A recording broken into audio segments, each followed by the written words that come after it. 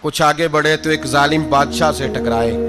اس نے ایک شہزادی ایک بادشاہ کی بیٹی قید کی ہوئی تھی، جناب ہاجرہ نام تھا. ان کو قید سے چھڑا کے ساتھ لائے. حضرت لوط علیہ السلام بھی ساتھ. یہ 4 لوگوں کا قافلہ چلا. فلسطین میں جا کے پڑاؤ ڈالا، گھر بار چھوڑا، تبلیغ شروع ہوئی. حضرت ابراہیم کے گھر میں 2 خواتین ہیں، ایک آپ کی بیوی ہیں، ایک حضرت ہاجرہ ہے. اولاد کوئی نہیں. بڑا میوہ ہے میٹھا. گھر وہی آباد ہوتا ہے جس میں بچے روتے ہیں. گھر ہوتا ہی وہ ہے جس میں بچوں کی چنچناہٹ ہوتی ہے، پھن بناہٹ ہوتی ہے.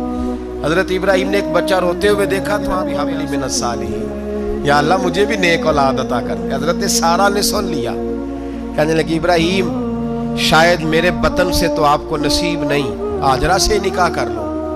جناب ہاجرہ سے نکاح ہوا. اللہ تو بڑا بے نیاز ہے.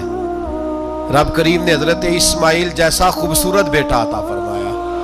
بیٹا کالا سیاہ بھی ہو تو سینے کی ٹھنڈک ہوتا ہے، پر یہ تو وہ بیٹا ہے جس کی پیشانی میں نور محمدی چمکتا ہے صلی اللہ علیہ وسلم. حضرت سیدنا اسماعیل علیہ اتنے خوبصورت. اب جس بیوی کے ہاں بیٹا تھا، بیٹھنا اٹھنا بھی زیادہ اس کے پاس، آنا جانا بھی اس کے پاس، توجہ ادھر ہو گئی. جناب سارہ رشک کرنے لگی. ایک دن کہنے لگی اسے چھوڑ آ جنگل میں، وادی غیر ذی زرع، مکے کے پاس. بھائی ایک بیٹا عالم دین بنا لو. کہنے لگا روٹی کہاں سے کھائے گا؟ تیرے 5 بیٹے ہیں، کو حافظ قرآن بنا. کہتے روٹی کہاں سے کھائے گا؟ وہ بچہ بھی کہتا ہے میں کہاں سے کھاؤں گا. حضرت ابراہیم علیہ السلام تو چند مہینے کا بچہ چھوڑ آئے، تو کہاں سے روٹی کھائی حضرت اسماعیل نے؟ کہاں سے کھائی ان کی اماں نے روٹی؟ بھوکے مر جاتے ہیں یہ سارے. میں بڑی ذمہ داری سے کہا کرتا ہوں کہ جتنی خوبصورت روٹی اللہ کریم دین کے خادموں کو عطا کرتا ہے شاید کسی اور کے نصیب ہوتی ہو، لیکن ہم لوگ توجہ ہی نہیں کر رہے. ہمارا ذوق ہی نہیں بن رہا. ہم یہ محنت ہی نہیں کر رہے کہ قوم کو مستند علماء کی ضرورت ہے. علاقوں کے علاقے خالی ہیں، ادھر ہمارا مزاج ہی نہیں بن رہا، توجہ ہی نہیں دین کی خاطر. اور پھر چلے بچے تو بعد کی بات ہے نا، جو ابھی خود جوان ہے وہ بھی تو یہ دعا. ایک صاحب مجھے کہنے لگے میں دعا مانگ رہا ہوں اللہ مجھے بیٹا دے تو میں اسے دین پہ لگاؤں گا. تو میں نے کہا آپ بھی بوڑھے نہیں ہوئے، آپ خود ہی لگ جائیں. بیٹا تو ابھی آئے گا تو لگے گا نا. تو آپ تو اس وقت ہے تو آپ تو پہلے لگے نا صاحب. 2 گھنٹے تو نکال کے آئے، دین سیکھنے کو کافی ہے. آپ اتنی لمبی سوچ رہے ہیں کہ بچہ آئے گا تو بڑا ہوگا تو وہ جائے گا تو دیکھی جائے گی. ابھی تو آپ ہیں تو آپ تو آؤ. حضرت ابراہیم نے بچہ وہاں چھوڑا. یہاں سے جو عمرہ کرنے لوگ جاتے ہیں نا، جو حج کرنے جاتے ہیں، ان کو پتا ہے کہ وہاں دنیا کی ہر نعمت ملتی ہے، پھر بھی ڈبل ٹرپل پیسے لوگ جیبوں میں ڈال کے جاتے ہیں. حضرت ابراہیم جب وہاں لے کے گئے تو کوئی انسان نہیں تھا، پانی کا قطرہ نہیں تھا. 2 کلو کھجوریں، ایک مشکیزہ. بیوی کو تھمایا. ہمارے گھر میں ہزاروں چیزیں پڑی ہیں، لیکن وہ جو توکل ہے نا وہ ختم ہو گیا ہے. اللہ دے گا، حلال حلال پہ قناعت کرے، جائز جائز پہ بھروسہ کرے، رب کریم عطا کرنے والا ہے. وہ مزاج ختم ہو گیا. حضرت سیدنا ابراہیم علیہ السلام 2 کلو کھجوریں، ایک مشکیزہ پانی کا دے کر کے اور وہاں بٹھایا آپ نے اپنے بچے کو اور اپنی زوجہ جناب ہاجرہ کو، اور بٹھا کر کے واپس پلٹنے لگے تو حضرت ہاجرہ سلام اللہ علیہ نے آواز دی، کہا ابراہیم کس کے سہارے پہ چھوڑ کے جا رہے ہیں؟ جہاں آب زمزم کا کنواں ہے نا، جو لوگ گئے ہیں انہوں نے صفا مروہ کی صحیح کی ہے، صفا مروہ سے باہر نکلے نا، سرکار کی ولادت کا مقام ہے، اس جگہ پہ آب زمزم کا کنواں تھا. وہاں حضرت سیدنا ہاجرہ کو بٹھایا. کوئی چیز نہیں، کوئی درخت نہیں، کوئی کھیت نہیں، کوئی پانی نہیں، کوئی کنواں نہیں. وہاں بٹھایا اور بٹھا کر کے نکلنے لگے تو جناب ہاجرہ فرمانے لگی ابراہیم کس کے سہارے پہ چھوڑ کے جا رہے ہو؟ کہنے لگی اللہ کے سہارے پہ.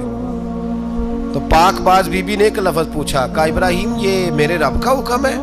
یہ میرے بس جن کا عقیدہ توحید مضبوط ہو ان کے لیے ایک جملہ کافی ہوتا ہے، یہ میرے اللہ کا حکم ہے؟ تو جناب ابراہیم علیہ السلام فرمانے لگے ہاجرہ ہاں رب کا حکم ہے. جب یہ لفظ کہے تو چاہیے تھا نا حضرت ابراہیم تسلی دیتے، تو بی بی صاحبہ تسلی دینے لگی. عرض کرنے لگی ابراہیم اگر اللہ کا حکم ہے تو پھر آپ ہماری فکر نہ کرنا. اگر یہ رب کا حکم ہے تو پھر ہماری فکر نہ کرنا. جس رب نے ہمیں یہاں تک پہنچایا ہے وہ ہمیں کبھی بھی ضائع نہیں فرمائے گا، پھر فکر نہ کرنا. حضرت ابراہیم آ گئے. بات آپ نے سنی ہوئی ہے اشارہ کرنا مقصود ہے 13 سال میں چلے مان بھی لیا جائے بعض روایات کی روشنی میں کہ آتے جاتے بھی رہے، لیکن مکمل دیکھ بھال اپنے بچے کی پرورش میں پورا حضرت ابراہیم علیہ السلام کا کردار، سارا کردار ماں کا تھا۔ میں جب خواتین کے بارے میں کوئی بات کرتا ہوں تو میں آپ کو اکثر کہتا ہوں کہ یہ صرف بیوی کے لیے حکم نہیں ہوتا، یہ ٹریننگ بیٹی کو دینی ہے اور بہن کو دینی ہے، یہ تربیت کرے اپنے گھر میں۔ میں تجربے کی روشنی میں یہ بات عرض کیا کرتا ہوں کہ بھائی بچے باپ کے فرما بردار اس وقت ہوتے ہیں جب اماں انہیں باپ کا فرما بردار کرتی ہے، اور بچے باپ کے نافرمان بھی تب ہوتے ہیں جب اماں انہیں باپ کا۔ میں نے اپنے کانوں سے سنا ایک دفعہ ایک بچہ اپنے باپ سے کہہ رہا ہے آپ نے تو ساری زندگی باہر گزار دی، پیسے کمانا کون سا مشکل کام ہے، دکھ سکھ تو سارے اماں نے برداشت کیے، سکولوں میں وہ جاتی تھی، فلانا کام وہ کرتی تھی، فلانا کام۔ اب یہ سوچ اس کی ذاتی تو نہیں، یہ اس کو دی گئی ہے، اور اگر اس کو یہ سوچ دے دی جائے کہ اماں کہے کہ میں تو اپنوں میں رہی ساری زندگی، میں نے تو اپنوں میں وقت گزارا، اور تیرا باپ تو کئی دفعہ جنازے بھی نہیں پڑھ سکا، اس نے تو ماں باپ ایسے دفن کر دیے، وہ اگر یہ سوچ فراہم کرے تو پھر بچہ باپ کا فرما بردار ہوتا ہے۔ اور یہ والی روایتیں ہم بیوی کو سناتے ہیں، حالانکہ کس کو سنانی چاہیے؟ بولیے، بہن اور بیٹی کو۔ بہن اور بیٹی کو سنائیں یہ باتیں، ان کو سمجھائیں، تاکہ آگے جا کے وہ جو گھر ترتیب دے وہ گھر بڑا عمدہ اور نکھرا ہوا ہو۔ حضرت سیدنا ابراہیم 13 سال کے بعد آئے، چونکہ گھر میں اللہ تبارک و تعالیٰ کی دوستی کا چرچا تھا، اللہ تبارک و تعالیٰ کی محبوبیت کا غلبہ تھا۔ 13 سال کے بعد فلما بالغ معہ السعی، بیٹا جب اتنا بڑا ہوا کہ سال چلنے لگا تو حضرت ابراہیم نے اپنے بیٹے کو بلا کے کہا بیٹا مجھے خواب آئی ہے، میں تجھے ذبح کر رہا ہوں، تیری کیا رضا ہے؟ تو حضرت اسماعیل کہنے لگے یا ابت افعل ما تؤمر، ابا جی اللہ جیسے حکم دیتا ہے میرے ساتھ ویسے ہی کریں، جیسے اللہ حکم دیتا ہے ویسے ہی، بولیے، ویسے ہی کریں۔ حضرت عالیہ تو وہاں جا رہے ہیں، بی بی مطمئن ہے، تفصیلات کی ضرورت نہیں، ختم بات، اعتبار ہے، مطمئن ہو گئی۔ شیطان پیچھے سے آیا اماں کے پاس، ذرا تھوڑی دیر کے لیے تصور جمائیے، یہاں تو پڑوسن آ کے کوئی بات بتا دیتی ہے خاوند کے بارے میں تو کئی مہینے جھگڑا جاری رہتا ہے، پڑوسن محلے دار۔ شیطان نے آ کے بتایا لفظ کیا ہے، کہا حضرت تمہیں پتہ ہے کہاں جا رہے ہیں؟ کہا دوست کی دعوت میں۔ تو کہنے لگے دوست کون ہے؟ رب کریم، اور ابراہیم کا خیال ہے کہ اس رب نے مجھے حکم دیا ہے کہ میں ذبح کروں۔ تو حضرت حاجرہ کہنے لگی کبھی باپ بھی بیٹا ذبح کرتے ہیں؟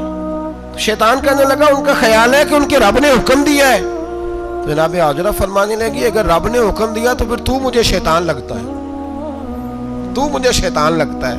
کہا کیا مطلب؟ فرمانے لگی اگر رب کریم کا حکم ہے تو میرے پاس ایک اسماعیل ہے، اگر 1000 بھی ہوتے میں سارے اللہ کے راستے میں پیش کر دے دیتی، مالک کا ہی تو ہے سارا کچھ، اسی کا ہے، اس میں لیت اللہ کی کیا گنجائش؟ حضرت سیدنا ابراہیم علیہ السلام نے بیٹے کے حلق پہ چھری رکھ بھی دی اور چھری چلا بھی دی، رکھ بھی دی، اور وہ تو اللہ کریم نے فرمایا یا ابراہیم قد صدقت الرؤیا، ابراہیم تو نے خواب سچا کر دکھایا، وہ قیامت تک تیرا نام رہے گا۔ حضرت ابراہیم نے وطن بھی دیا، جان بھی دی، بیٹا بھی، اللہ کریم نے دمبے دیے، فرمایا یہ فدیہ ہے۔ اب یہ قربانی قیامت تک حضرت ابراہیم کے طریقے کے مطابق جاری ہے۔ حضرت ابراہیم بہت بڑے مہمان نواز تھے، بہت بڑے۔ آپ جب مصر میں قیام تھا تو بڑے بڑے لمبے چوڑے لنگر پکتے تھے، لوگ آیا جایا کرتے تھے، بڑا تفصیل کے ساتھ کھانا ہوتا تھا۔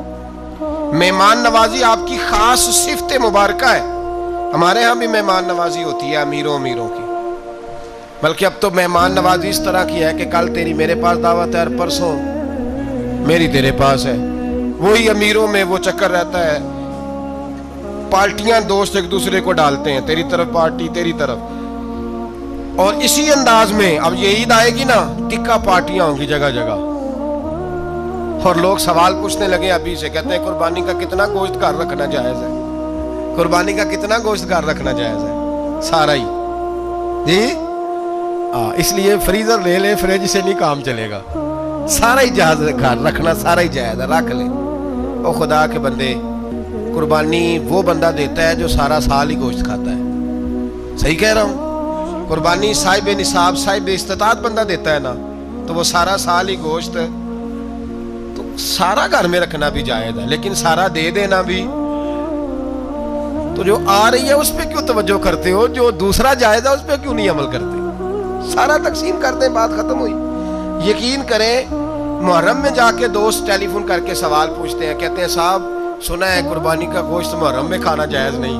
मैं कह नहीं, रबीउल अव्वल च भी जायज़ जी, रजब रमजान तक खाओ, कोई बंदा नहीं मना करता, इसलिए कि किसी को देना तो पसंद ही नहीं। या फिर उसमें से जो खास खास चीजें हैं वो अपनी फ्रिज में, और बाकी जो है वो दूसरों के लिए। ये क्या तरीका है हमारा?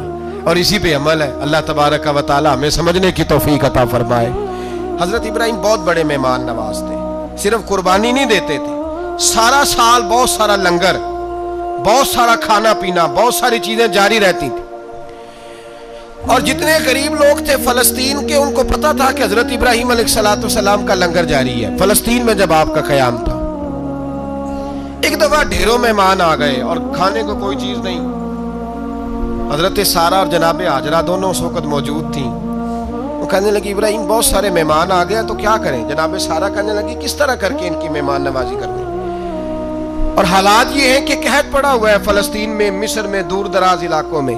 तो हजरत इब्राहिम कहने लगे ये अल्लाह के मेहमान है और हमें रब करीम का बंदा समझ के आ गए, अल्लाह ही बंदोबस्त करेगा। फरमाने लगे मेरा मिस्र में एक दोस्त है, वो कैद के दिनों में गल्ला जमा कर लेता है, मैं उसकी तरफ पैगाम भेजता हूँ, मुझे उम्मीद है वहां से गल्ला मिलेगा। 2, 3, 5 ऊंट वाले गुलाम बुलाए और उनको कहा कि जाओ गल्ला ले आओ मिस्र के दोस्त से।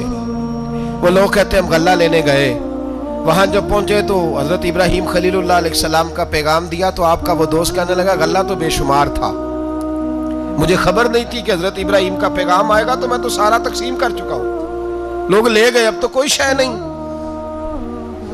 अब वो खाली आ गए, पांचों के पांचों ऊंट। जब खाली आए तो हजरत इब्राहिम की हवेली की दीवारें छोटी छोटी थी। उन गुलामों में से, खादिमों में से, आपके उन चाहने वालों में से एक कहने लगा यार वो गरीब तो इंतजार कर रहे होंगे कि गल्ला लेने गए, हमें रोटी मिलेगी। छोटी छोटी दीवारें हैं, वो जब देखेंगे ना खाली आ गए तो उन्हें तकलीफ होगी। इस तरह करो बोरियों में रेत भर लेते हैं, रेत भर के ले जाते हैं, बाद में अंदर रख के उन्हें समझा बहला लेंगे या हजरत इब्राहिम को बताएंगे, वो खुद ही उन लोगों की दिलजोई फरमाएंगे कि जगह रेत भर के ऊंटों पे रख के लाई गई। ला के बोरियां जब रख दी गई, हजरत इब्राहिम अलैहिस्सलाम दोपहर के वक्त आराम फरमा रहे थे। बीबी सारा उठी, कहती हैं जब मैंने देखा ना कि बोरियां पहुंच गई हैं तो गई, गुलाम को साथ लिया और उसको जब खोला ना तो कहती इतनी हसीन गंदम मैंने पहले कभी देखी नहीं थी, इतना प्यारा दाना मैंने कभी मुलाहिजा ही नहीं किया था। फरमाती हैं जब उसको पीस कर चक्की में रोटियां पकाई तो खुशबू दूर दूर तक फैल गई, आला ग़िज़ा बनी, बड़े बड़े खाने बीबियों ने मिल के पकाए, चुन दिए गए। हजरत इब्राहिम उठे तो लोग खाना खा रहे हैं, सजदा शुक्र अदा किया, और जब सजदे में गए तो वही आने लगे, फिर रोने लगे। जब पलट कर बाहर तशरीफ लाए तो जनाब सारा कहने लगी इब्राहिम तुम्हारा मिस्री यार बड़ा अच्छा है, उसने इतनी आला गंदम भेजी है कि इतनी तो मैंने प्यारी गंदम कभी देखी नहीं। जनाब इब्राहिम मुस्कुराए, फरमाने लगी सारा ये मिस्री यार ने नहीं भेजी, ये मेरे अरशी यार ने भेजी है, ये मेरे अरशी यार ने भेजी है। भाई मेहमान नवाजी मिजाज था, हाथ लुटा देना मिजाज था, दूसरों की अश्कशोई मिजाज था। हजरत इब्राहिम अलैहिस्सलाम का तरीका है कुर्बानी, हुजूर ने उनका तरीका बयान किया। अगर साल के बाद कुर्बानी देना उनका तरीका है तो सारा साल गरीबों को रोटी देना भी हजरत इब्राहिम का तरीका है। सारा साल गरीब की नौकरी करना यह भी हजरत इब्राहिम का तरीका है। भूखे को खाना खिलाना यह भी मेरे मुस्तफा करीम सैयद आलम सल्लल्लाहु अलैहि वसल्लम से सहाबा ने पूछा हुजूर बेहतरीन मुसलमान कौन है, बेहतरीन मुसलमान? तो हुजूर ने फरमाया जो सलाम लेने में पहल करे और गरीब को रोटी खिलाने में सबसे अच्छा हो, वो बेहतरीन मुसलमान है, जबरदस्त मुसलमान। हमारे यहाँ दावतें होती हैं तो अमीरों की, इफ्तारियां हैं तो अमीरों की, और मेरे मुस्तफ़ा करीम अलैहिस्सलाम ने फरमाया बदतरीन दावत है जिसमें अमीर बुलाए जाए गरीब ना बुलाए जाए, वो बदतरीन दावत। हजरत इब्राहिम का तरीका रहा सारी जिंदगी मेहमान नवाजी। और दूसरा उनका मिजाज था, अल्लाह से प्यार हो गया था ना, جب رب کریم سے محبت ہوتی ہے نا اور محبت کا احساس ہوتا ہے دل میں، پھر سجدے لمبے ہوتے ہیں۔ عام آدمی تو نماز بھی نہیں پڑھ سکتا، اسے خدا سے محبت ہوتی ہے وہ تہجد بھی نہیں چھوڑ سکتا۔ وہ یہ محبت کی بات ہے نا، جس کو پیار ہوتا ہے اس کی تہجد بھی ہے، اس کی اشراق بھی ہے، چاشت بھی ہے، اس کے عمرے بھی ہیں، اس کے حج بھی ہیں، اس کے بار بار کعبۃ اللہ کے دیدار بھی ہیں۔ یہ محبت الہی ہے، جوش مارتی۔ ان لوگ سجدہ کرتے ہیں تو اٹھتے ہی نہیں، اللہ کے بندوں سے پیار کرتے ہیں اللہ کی۔ حضرت ابراہیم کو رب کریم سے اتنی محبت تھی، اتنا پیار تھا کہ وہ آپ کی زندگی کے ہر پہلو سے چھلکتا تھا۔ ایک وقت ایسا آیا کہ اللہ تعالیٰ نے حضرت ابراہیم کو بہت زیادہ مال عطا فرمایا، اتنے اونٹ گنے نہیں جاتے، گائیں اتنی زیادہ کہ شمار نہیں ہوتی، بکرے بکریاں اتنی زیادہ کہ شمار، بہت زیادہ مال اللہ نے عطا فرمایا۔ اور ابھی کچھ عرصہ پہلے آپ پیچھے جائیں نا تو جو لفظ مال تھا وہ روپے پہ تو بولا ہی نہیں جاتا تھا، وہ جانوروں پہ بولا جاتا تھا۔ بہت زیادہ مال اللہ نے دیا، بکریاں، گائیں، اونٹ، بیل، بڑا کچھ۔ تو رب کریم نے فرشتوں سے فرمایا کہ واتخذ اللہ ابراہیم خلیلا، ابراہیم میرا دوست ہے۔ تو فرشتے کہنے لگے یا اللہ جسے اتنا کچھ دیا جائے اس نے دوست تو بننا ہی ہوتا ہے، تو نوازا ہی پڑا ہے، اتنا مال، اتنے کھیت کھلیان، اتنا کچھ۔ اللہ کریم نے فرمایا جاؤ آزمائش کر لو، امتحان لے لو۔ فرشتہ امتحان لینے پہنچ گیا۔ حضرت ابراہیم کے جانور چر رہے ہیں چراگاہ میں، حضرت ابراہیم بھی ہیں، غلام بھی ہیں، بہت بڑا ریوڑ ہے، آپ تشریف فرمائیں۔ ایک فرشتہ آیا تو کھیت میں چھپ کے بیٹھ گیا اور بلند آواز سے کہنے لگا سبحان اللہ والحمد للہ ولا الہ الا اللہ واللہ۔ یہ تسبیح بڑی پسند ہے، محبوب نے ان کی فضیلت بیان کی۔ اب وہ حضرت سیدنا ابراہیم علیہ السلام کھڑے تھے تو وہ کھیت میں بیٹھ کے تسبیح پڑھنے لگا سبحان اللہ والحمد للہ ولا الہ الا اللہ۔ حضرت ابراہیم کہنے لگے یہ میرے رب کا نام کون لے رہا ہے، بڑی اس کی میٹھی آواز ہے، بڑی، کون ہے؟ ڈھونڈنے لگے، گھومتے گھومتے اس کے پاس چلے گئے، فرشتہ انسانی شکل میں، تو میرے رب کا ذکر کر رہا تھا؟ اس نے کہا میں ہی کر رہا تھا۔ فرمانے لگے یار ایک دفعہ پھر نہیں کرتا؟ تو کہنے لگا ابراہیم پہلے تو میں اپنی مرضی سے کر رہا تھا، تو کہتا ہے تو پیسے لگیں گے، پیسے ہیں تو کر دیتا ہوں۔ حضرت ابراہیم کہنے لگے بول تو کیا لے گا، میرے اللہ کا ذکر سنانے کا کیا لے گا؟ کہنے لگا جتنی بکریاں آپ چرا رہے ہیں ساری دے دے تو میں اللہ کا ذکر سنا دیتا ہوں۔ آپ نے فرمایا بس جا تیری ساری ہوئی، میرے رب کا ذکر سنا۔ اور پھر شروع ہو گیا سبحان اللہ الحمدللہ ولا الہ الا اللہ واللہ اکبر۔ حضرت ابراہیم علیہ السلام کیف میں، یار پھر ذرا سنا، نا علمہ وچ پھسا سانو، تو یار دی گل سنا سانو، ذرا دوبارہ سنا۔ پھر سنایا، ایک دفعہ پھر کہا، فرشتہ کہنے لگا بس جی آپ کے پیسے پورے ہو گئے۔ حضرت ابراہیم کہنے لگے چل ایک دفعہ اور سناؤ۔ کہنے لگا پیسے لگیں گے، تو کیا لے گا؟ کہنے لگا گائیں بھینسیں ساری میری۔ فرمایا بس یار اتنی قیمت، تو سنا صحیح، سارا کچھ ہی تیرا۔ پھر شروع ہو گیا سبحان اللہ والحمدللہ ولا الہ الا اللہ واللہ اکبر۔ گائیں دے دیں، بھینسیں دے دیں، وہ ذکر سناتا ہے۔ حضرت ابراہیم کبھی مچلتے ہیں، کبھی روتے ہیں، کبھی آہیں بھرتے ہیں، تو میرے رب کا نام لے رہا ہے، ذرا پھر سے لے۔ کیف جاری ہے۔ کہنے لگا بس بھائی۔ حضرت ابراہیم فرمانے لگے تو اور لے لے جو لینا ہے، مجھے ذکر سنا۔ اس نے کہا ابراہیم بکریاں میں لے چکا، گائے بھینسیں میں لے چکا، اونٹ رہ گئے، سارے لے لوں گا پھر ذکر سناؤں گا۔ فرمایا جا تیرا ہوا تو ذکر سناتا رہ، میں دیتا ہوں۔ دے دیا، کچھ دیر ذکر کیا تو اب خاموش ہو گیا۔ حضرت ابراہیم خلیل اللہ علیہ السلام فرمانے لگے ذکر سنا۔ کہنے لگا ابراہیم اب تیرے پاس دینے کو کیا ہے، ہر چیز تو میں لے چکا۔ آپ فرمانے لگے یہ گائے بھینسیں بکریاں چرانے کے لیے تجھے کوئی نوکر ملازم بھی تو چاہیے نا، تو اس طرح کر مجھے رکھ لے، میں روٹی نہیں مانگوں گا، کھانا نہیں مانگوں گا، تو اللہ کا ذکر سناتا رہنا، میں تیرے جانوروں کی نوکری کرتا رہوں۔ ابراہیم علیہ السلام نے جب یہ کہا نا، فرشتے کی آنکھوں میں آنسو آ گئے۔ تر دامنی پہ شیخ ہماری نہ جائیے، ہم دامن نچوڑ دیں تو فرشتے وضو کریں۔ فرشتہ رو پڑا اور کہنے لگا ابراہیم مجھے سینے سے لگاؤ، آپ واقعی اس قابل ہے کہ اللہ آپ کو اپنا دوست بنائے، واقعی اس قابل ہے کہ رب آپ کو اپنا۔ حضرت ابراہیم علیہ السلام کا خدا سے محبت کرنے کا نرالا انداز، اور میرے بھائی یہی محبت انہیں میرے مصطفیٰ سے بھی تھی۔ ایک نبی گھر بنا رہا ہے، دوسرا بنوا رہا ہے، حضرت اسماعیل علیہ السلام پتھر اٹھا کے لا رہے ہیں، جناب ابراہیم بنا رہے ہیں، جب خانہ کعبہ بن گیا تو کہنے لگے ربنا وابعث فیہم رسولا، اے اللہ اب اسے بسانے کے لیے اپنا آخری رسول بھی عطا فرما۔ نبی پاک فرماتے ہیں میں دعا ہوں حضرت ابراہیم کی۔ یہ قربانی حضرت ابراہیم کا طریقہ ہے۔ حضور نے اگرچہ نبی پاک کی اپنی سنت تھی، یہ بھی کہہ سکتے تھے سنتی و سنت ابیکم ابراہیم، میری سنت ہے اور تمہارے باپ ابراہیم کی سنت ہے، یہ نہیں فرمایا۔ جب صحابہ نے کہا قربانی کیا ہے، فرمایا سنت ابیکم ابراہیم، یہ تمہارے باپ ابراہیم کی سنت ہے۔ ہر صاحب نصاب پر قربانی واجب ہے،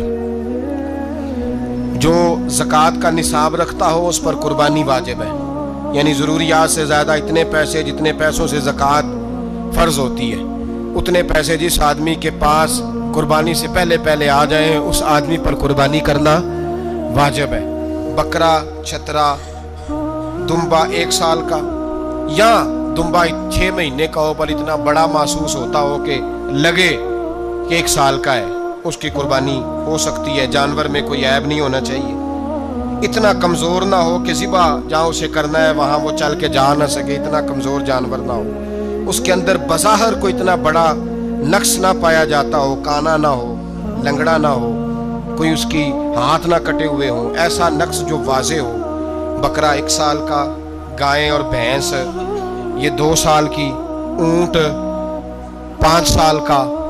اب اس میں یہ ہے کہ ہمارے بہت سارے دوست چونکہ ہم دیہاتی لوگ ہیں تو پوچھتے ہیں کہ دوندا نہیں ہے تو چوگا نہیں ہے، تو یہ ہماری پنجابی کی اصطلاحات ہیں، پنجابی کی۔ شریعت اسلامیہ نے سال بتائے ہیں، یہ تو ہم نے اپنی آسانی کے لیے یا دیہاتوں میں جو ماحول تھا اس طرح کا جانور لیں، خوبصورت جانور لیں۔ جو نصاب ہے وہ بھی میں نے آپ کو بتایا، لیکن ایک اور پہلو بھی ہے، نبی پاک صلی اللہ علیہ وسلم پہ زکوٰۃ کبھی فرض نہیں ہوئی، کبھی حضور پہ زکوٰۃ فرض نہیں ہوئی۔ نبی پاک صلی اللہ علیہ وسلم کے پاس اتنا سرمایہ کبھی اکٹھا ہوا ہی نہیں کہ زکوٰۃ فرض ہو، لیکن نبی پاک کے صحابہ فرماتے ہیں کہ مدینے کے 10 سالوں میں اللہ کے رسول نے ہر سال قربانی فرمائی ہے، ہر سال قربانی دی، اور جس سال حضور حج کرنے گئے اس سال اللہ کے نبی نے 63 اونٹ ذبح فرمائے، اور حضور صلی اللہ علیہ وسلم جب اونٹ ذبح کرنے لگتے نا تو صحابہ کہتے ہیں اونٹ خود دوڑ کے حضور کے سامنے آ کے لیٹ جاتا، اور نبی پاک اسے ذبح کرتے اور فرماتے ہیں ایک دوسرے کو دھکے دیتے اونٹ کے، پہلے میں نے جانا ہے ذبح ہونے کے لیے، پہلے میں نے، انہیں پتا تھا کہ جو مصطفیٰ کے ہاتھوں ذبح ہوگا وہ تو دائمی زندگی پا جائے گا، یہاں بھی وہاں بھی زندہ۔ 63 اونٹ ذبح کیے، ایک اونٹ میں کتنی قربانیاں ہوتی ہیں؟ 7۔ اب 63 کو 7 سے ضرب دو گے تو کتنی بنے گی؟ اور پھر نبی پاک صلی اللہ علیہ وسلم نے 10 سال مدینہ منورہ میں قربانی دی، ہر سال۔ اب وہ 63 اونٹ، ایک اونٹ میں 7 قربانیاں، ہر سال یہاں قربانی، اور مولا علی شیر خدا فرماتے ہیں نبی پاک 2 قربانیاں دیتے۔ میں نے کہا حضور 2 جانور ذبح کر رہے ہیں آپ، تو حضور نے فرمایا ایک میری طرف سے، ایک میری امت کی طرف سے، غریبوں کی طرف سے، اور حضرت علی کو حضور نے وصیت فرمائی تو 2 دیا کرے گا۔ یا رسول اللہ صلی اللہ علیہ وسلم میں غلام ہوں، خادم ہوں۔ حضور نے فرمایا علی ایک تو نے اپنی دینی ہے، ایک میری طرف سے دینی ہے۔ 2 قربانیاں، مولا علی نے بھی ساری زندگی 2 قربانیاں دی۔ حضرت علی بھی مال کے نصاب، اپنا مکان ہی نہیں تھا، کوئی کاروبار نہیں تھا، کئی دن فاقے رہتے تھے، پر قربانیاں کتنی دیتے تھے؟ 2۔ ہمارے پاس ویسے اگر سسرال میں، میکے میں، کزنوں میں کچھ شادی ہو جائے تو 50-60 ہزار کا خرچہ برابر ہے، وہ پکا ہے، اور قربانی کی باری غریب ہو گئے، سارے غریب ہو گئے، کہتے نہیں یہاں مشکل ہے۔ او خدا کے بندے، اللہ کے ساتھ تجارت کر، اس کے رستے میں 1 دے گا، رب تجھے 70 گنا اضافہ کے ساتھ عطا فرمائے گا۔ قربانی مال کے نصاب پہ ہے، کوشش کیا کریں کہ اللہ کے رستے میں جب دینا ہو پھر لیت العلہ سے بچیں، خوبصورت جانور لائیں۔ جن کو اللہ نے توفیق دی ہے ان کے لیے نصیحت ہے، جن کو اللہ نے توفیق دی۔ میں نے اپنے حضرت صاحب کو دیکھا ہے، وہ کہتے تھے کئی جانور اللہ نے بڑا نوازا ہے، کہتے ایک میرا ہے، ایک میرے ماں کا، ایک میرے باپ کا ہے، ایک میرے فلاں استاد صاحب کا، ایک میرے پیر صاحب کا ہے۔ یہ جانور غوث اعظم جیلانی کا نام کا دے رہا ہوں۔ اور پھر ایک بڑا خوبصورت جانور بندہ ہوتا اور حضرت خود ان کو چارہ ڈال رہے ہوتے، تو حضور یہ کیا ہے؟ فرمانے لگے یہ میں رسول اللہ کے نام پہ قربان کروں گا، یہ نبی پاک کے نام پر قربان کیا جائے گا۔ جن کو اللہ نے حیثیت دی ہے وہ کوشش کریں اپنے محبوب کی طرف سے بھی قربانی کریں، نبی پاک کے نام کی قربانی دے، خوبصورت سا جانور پیارا، پھر اس کی خدمت ہو، پھر اس کی قربانی دی جائے۔ اور نبی پاک کے نام پر قربانی دی جائے. حضور نے خود وصیت فرمائی حضرت ابو بکر صدیق کو. قربانی بڑا حسین عمل ہے, اور میرے نبی پاک صلی اللہ علیہ وسلم نے ناراضگی بھی فرمائی. ذرا خوگر حمد سے تھوڑا سا گلا بھی سن لے. میرے حبیب نے فرمایا جو طاقت کے باوجود قربانی نہ کرے وہ ہماری عیدگاہ میں عید کی نماز پڑھنے نہ آئے, وہ نہ آئے. اور یا رسول اللہ جو کرے گا, فرمایا قربانی کے جانور کا خون کا قطرہ بعد میں زمین پہ گرے گا, اللہ اس کے سارے گناہ پہلے معاف فرما دے گا, اللہ اس کے سارے گناہوں کو بخشے گا. قربانی کریں, خوبصورت انداز میں کریں, اللہ کی رضا کے لیے. بزرگوں نے لکھا ہے 3 حصے کرو گوشت کے, ایک گھر میں رکھو, ایک رشتہ داروں میں بانٹو, پڑوسیوں میں بانٹو, اور تیسرا فقط غریبوں کو دو. لیکن میں اکثر یہ سوچتا ہوں کہ ہمارے ہاں قربانی کرتا ہی وہ ہے جن کے گھر میں ہر جمعرات کو چھوٹا گوشت پکتا ہے, اور جن کے گھر میں ہفتے میں 3 دفعہ مرغی کا گوشت پکتا ہے, وہی تو قربانی دینے کے قابل ہوتے ہیں. تو وہ بھی اگر قربانی کے بکرے میں سے بھی تیسرا رکھنا چاہیں تو اجازت تو ہے, میں نے کہا سارا رکھنے کی بھی اجازت ہے. لیکن اگر آپ مہربانی کریں, کوشش کریں کہ یار ہم تو سارا سال ہی کھاتے ہیں, اور ہمارے یہاں جو گوشت تقسیم ہوتا ہے نا وہ بھی باری لگی ہوئی ہے. ادھر سے پلیٹ آئی تھی گوشت کی تو ادھر سے بھر کے چلی گئی. بھئی اس نے کی ہے, اس کو بار بار گوشت دینے کا کیا مطلب ہے؟ آپ یہ دیکھیں عزیزوں میں, رشتہ داروں میں, اور میں اگر تھوڑا سا آپ کی توجہ کرانے میں کامیاب ہو جاؤں تو کچھ سفید پوش ہیں, سفید پوش جن کے اوپر قرضے ہیں, بیماریوں نے جکڑ لیا ہے, گھر میں بڑے بڑے سخت مریض آ گئے ہیں, سفید پوش پہلے دیا کرتے تھے. آپ ان سے پوچھتے ہیں صاحب قربانی, تو بات کو ٹالتے ہیں.